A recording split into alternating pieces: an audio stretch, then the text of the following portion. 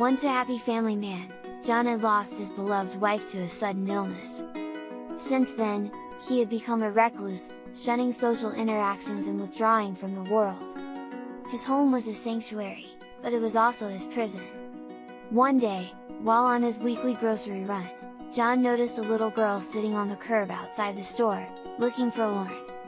She wore a bright pink dress and had a mop of curly hair that bounced as she kicked a pebble with her scuffed shoes. John hesitated for a moment, but then he approached the girl and asked if she was lost. She looked up at him with big brown eyes and shook her head. "No, I'm just waiting for my mom," she said. John felt a twinge of sympathy for the girl and asked if she wanted to join him for a soda inside the store. She smiled and nodded eagerly, and together they walked into the cool air conditioning of the supermarket. As they sipped their sodas, the girl told John all about herself.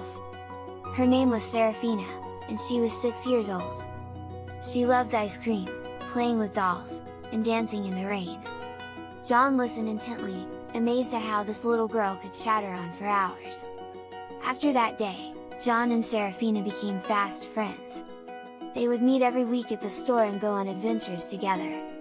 They explored the nearby park, visited the museum, and even went on a trip to the beach. With Seraphina, John learned to see the world through new eyes. He laughed more, smiled more, and felt more alive than he had in years. And Seraphina, in turn, found in John a kind and patient companion who made her feel safe and loved. One day, as they walked hand in hand through the park, Seraphina asked John if he would be her dad. John was taken aback by the question, but then he realized that Seraphina had become like a daughter to him. He looked down at her and said, "Of course, Seraphina. I would love to be your dad." From that day on, John and Seraphina became a family. They would cook meals together, watch movies on the couch, and tell stories before bedtime. John had found in Seraphina a new purpose in life, and he was grateful for every moment they spent together.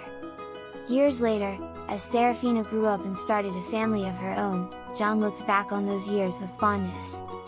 He knew that meeting Seraphina had transformed his life, and that he would always cherish the memories they had made together.